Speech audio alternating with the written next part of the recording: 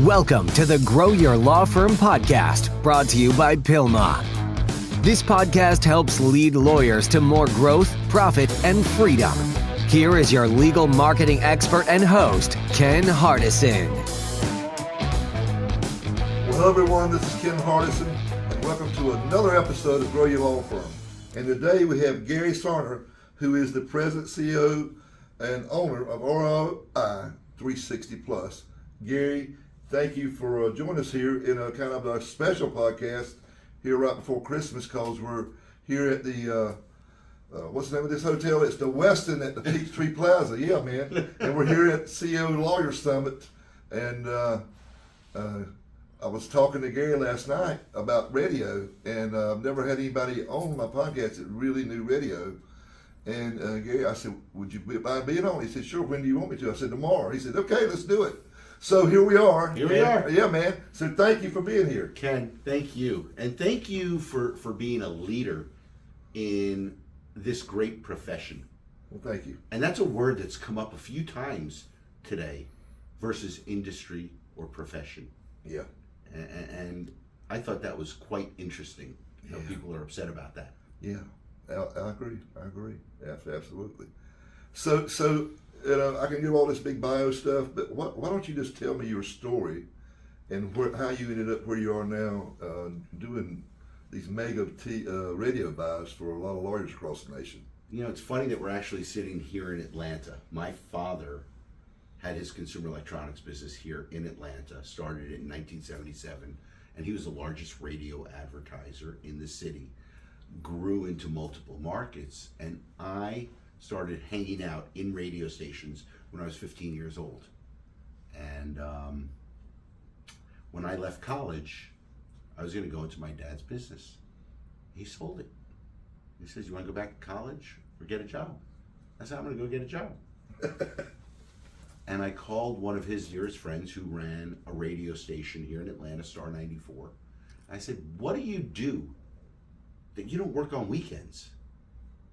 And he's like, well, you know, I'm a sales manager for the radio station. He says, what's your favorite radio station? In Miami. I said, Y100. He says, well, call, ask your local sales manager, get yourself an interview. 20-year-old kid. Think the guy ever got on the phone? Yeah. I showed up at the radio station one day in the ugliest olive green suit you've ever seen. And the guy, I knew what the guy looked like from the secretary, back when there were secretaries in 1987. And I said, you're Jim. He goes, are you the guy that's been calling me all the time? I said, yeah. He goes, I'm here for work. He said, it doesn't work like that. Make a long story short, I got hired that day. Did you? And I was in radio from 1987 until March 1st last year when I opened the ad agency. Okay. And so do you work with all types of different businesses, or do you just mostly lawyers, or what? So when I opened the ad agency, I actually had one client already in South Florida, law firm Anna Jar and Levine, and they had been working with me for 8.5 years while I was at the radio stations. And opened up the ad agency, and I just thought, yeah, whoever I could advertise for, I'm going to advertise for. And I hear about this National Trial Lawyers Conference that got moved because of the pandemic. I said, I should go to that. And all set up, I buy my ticket, and I have no idea what to do. Thank God Alex Valencia is a dear friend, because he walked me in.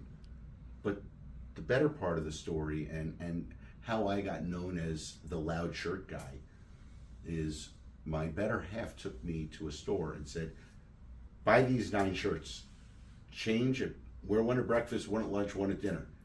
Trust me, everybody will know you by the end of the 3 days. And that is exactly what happened. I got known first as the loud shirt guy. And I got to meet so many amazing people, whether it was on the vendor side or lawyers that were a national trial lawyer. Yeah. And I got to give a shout out to somebody near and dear to me, Joe Freed, who's been my friend since I'm 13 years old. And great lawyer. One of the most respected trial lawyers in the United States. Great lawyer. I actually had him on my podcast. He's great. I'm excited to see him tomorrow when he comes here. But he introduced me to everybody. And aside from knowing Alex, then you have Joe Freed speaking. This is my friend Gary. Well, there's credibility there. Right. From the highest level. Absolutely. And one thing turned into another, and I said, 8.5 years I helped Anajar and Levine with all of their marketing. I like this profession. I've enjoyed watching their success. Right. And I played a little part of it by coming up with a media plan that made sense. Now, I got to give them credit. They tried a lot of different things that I suggested. Some were great, some were not great. But we learned and we found the way to hone it in. And I said, if I do this for law firms around the country, because nobody's talking about radio. Right. Everybody talks about digital. And then you take some of the old timers who built their brands on TV. Yeah. And this business is really about two things. Help people. They need to get better. And you better market the shit out of your business. Yep. Or you're not gonna make it. Yep. You had the best mousetrap in the world, but if nobody knows about you, they're not gonna buy it, are they? They will not. No, and the deal is, I do masterminds, been doing it for 14 years. We got 6 groups now at Pilma. But it's funny, like you said, some lawyers do it and it works, and then I have some lawyers that say, I tried it, it didn't work. And, I don't know if it makes a difference on what market you're in or whatever, or what your demographics are, but I've seen some lawyers knock home runs with radios. So can you tell us why some lawyers do really good with radio and some lawyers don't? Well, I know all you guys do, but because that's how they hire you, right? I would love to say it's all because of me. I do have a formula that is quite special. I have relationships with broadcasters around the country that is second to none, which really matters. But there's really one key to winning in the marketing game. And I don't care if it's digital, billboards, TV, radio. You need to do a couple of things. You need great creative, number one. Excuse my French. You need balls. You need to put them on the table, and you need to spend money. Yeah. And it's a tough investment to make when you don't see a return on your investment for what could be 18 months to 2 years on a single case. But more important, and the thing that you need to have more than anything else is patience. Because marketing campaigns, whether it's digital, radio, billboards, television, are measured in years, not months, not weeks. And if you think that you're going to see a return on your investment in months or weeks, don't do it. Go take your better half on a vacation and enjoy yourself. Yeah. Because you'll kick yourself if you stop. Yeah, it does take a while. I mean, we had a mastermind member down in Pensacola, and they went on TV in the first 6 months. They said, I said, be patient. I said, it takes time. I said, it's not like when I went on TV in '96. The market wasn't saturated. And I did start getting cases the first month. But now you go on TV, you go on radio, it just takes longer, and you've got to be in it for the long run. It's not a short play, it's a long play. It is. So let me ask you this, because I wanted, and we hadn't talked about this. So I've seen some lawyers, if they can get on the morning show and get an endorsement from whoever the star is on the morning show or things like that, they say that really works. I mean, have you done that? Does that work? I did endorsement radio my entire 35-year career. But there's one thing that matters most. So we go hire Susie Q at XYZ radio station to endorse you and your law firm when you were practicing law. Right. She doesn't know you from Adam. Is that an endorsement? No. It's just a live commercial where she's talking about you. It's not from here. So for my clients, the only way we'll work with a talent on a station, you have had to have helped that person or somebody in their family for it to actually mean something. Makes sense. That's an endorsement. Yep. You know, if I go out and talk about a firm and say how great they are, it's words. I didn't use them. But if I had used them, I could say with an entire conviction, that's the law firm, no matter what. And this business to me is about the 2% who really need a lawyer's help. Right. The 2%. Everybody else, most firms can work those cases, but the 2% where you might actually have to go to trial, you better have the right team in place, right, to help those people whose lives are changed forever. So let's talk about a couple of things. If you're doing radio, do you need an easy number, not saying a vanity number, but like we call a repeater number? Do you need a number that's easy to remember? So a phone number is very, very important in today's world, as well as an easy URL. Yeah. There are names out there of law firms that are really difficult. Long names, you can't spell them. Hard to spell. So, you know, it's different. When you started advertising back in the 90s, and you really didn't have the cell phones that we have today, where everything's at your fingertips. Right. So the repeater number was easy. People remembered them. Now, if I were to ask you your childhood phone number, I bet you remember it. Absolutely. Okay. But if I gave you my number, you couldn't remember it 10 years from now or tomorrow. Probably not later today. Right. So the importance of the cell phone is to make it easy for people to find you. What are the 3 things you want people to know in any marketing? The name of your firm, what do you do, and how do I reach you? Because nobody needs you today. Yeah. So there's only 3 things. All the rest of the stuff, you do slip and falls, you do car accidents, you work in med mal, you work in nursing home, all those things matter. But what should they remember? The name of the firm, what you do, and how to get in touch with you. Because at that moment of truth, do you think they've remembered the phone number or the URL? Nope. They go to their phone and they go, you hope they do a branded search. I'm searching for Anna Jar Levine. I'm searching for Bader Scott. Or they type in accident attorney or car wreck attorney, depending upon what part of the country we are. Yeah. The vernacular is different in the industry. And then they start seeing things and they're like, wait a minute. Sounds familiar. I saw Dudley DeBosier on TV. I've heard him on the radio. I see their billboards. I'm going to call them. Yeah. And they have more touch points than most firms. And I want your take on, I've seen some law firms really just go out and brand their number, like all 9s, all 7s, all 6s, whatever. I mean, what's your take on that? I think it's important to have an easy number to remember. Even though I still believe they're going to the internet, I don't believe people are just hearing the number, remembering the number, and dialing the number. If you look at the intake, a lead docket, or any of the systems that anybody's using for intake, and you really look at what came into the firm, right, the intake department generally takes the easy way out. Oh, it came off of Google. Boom. So you speak to law firms around the country, 90 to 95% of the leads coming in are coming from Google. The firms that I work with across the country have the same thing.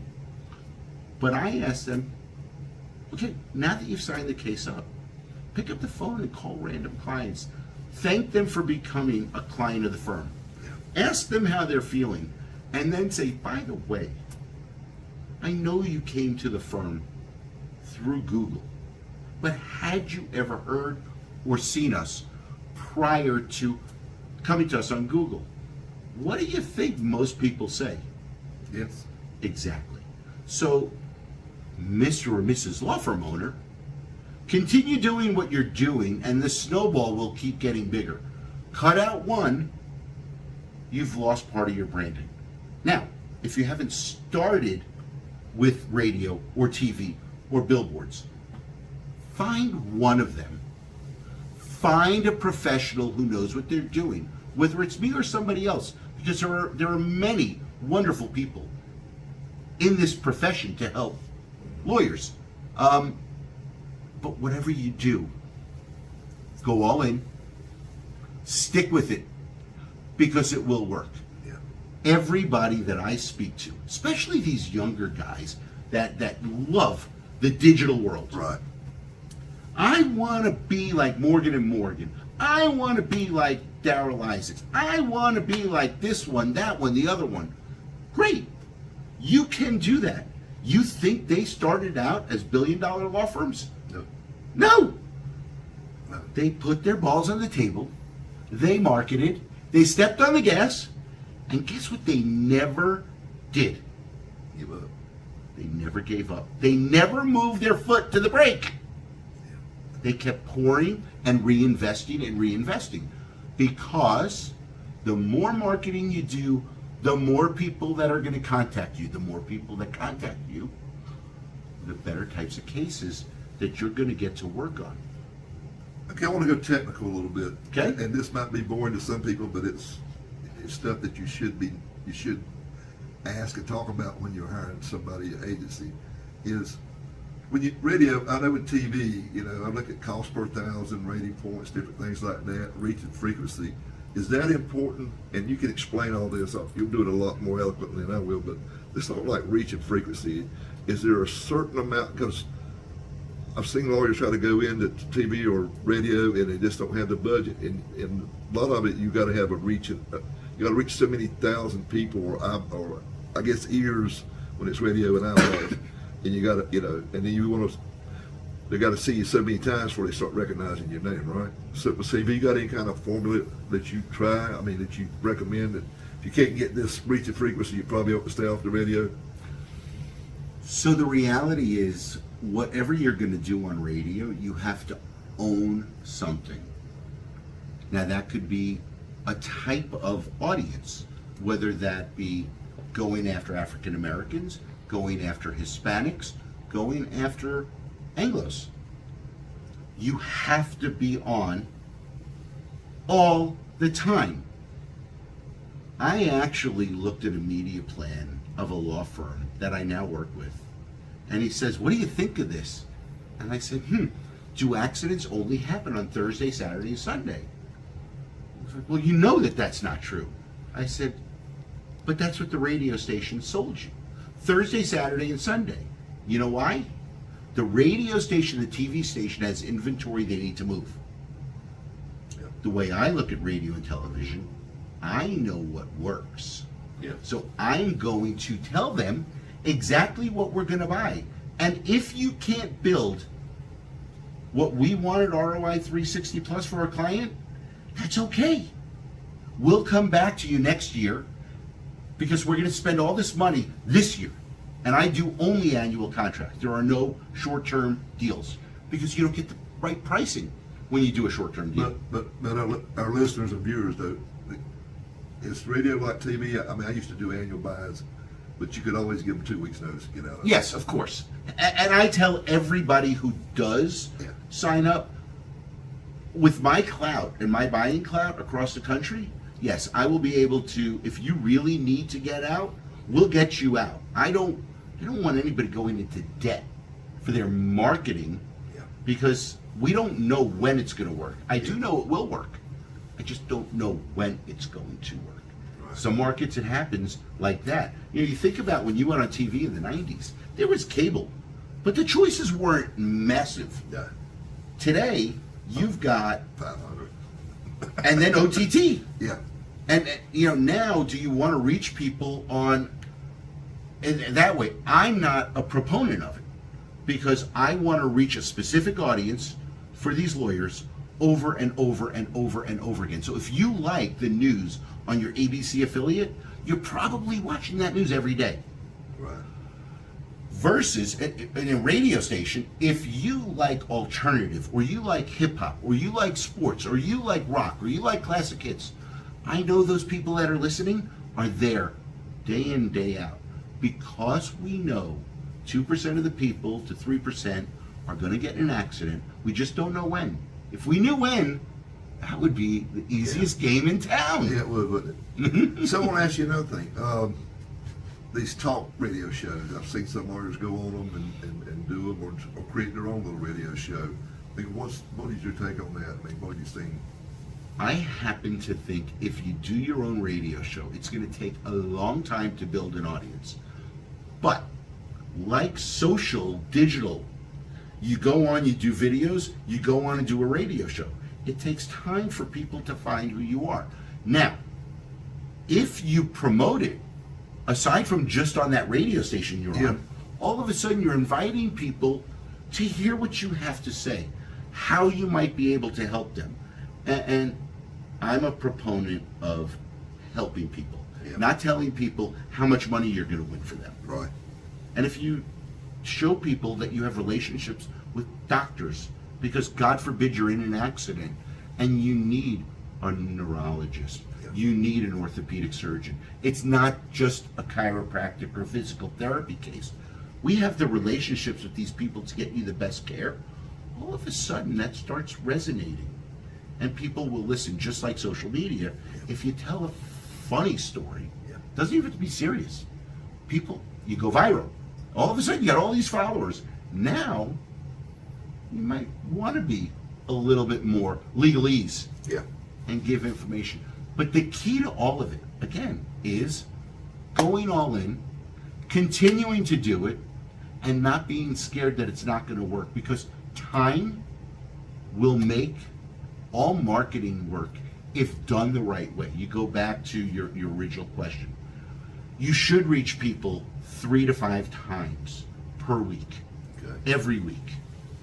But because we don't know who's going to need it, it's repetitive. So if you own something and you have the right marketing partner who knows how to build these plans, whether it's TV, radio, even billboards, there's a way to have a real plan and strategy with billboards.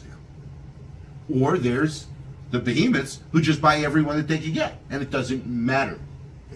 You know, you look at what Alexander Shinar has done with his billboard campaign.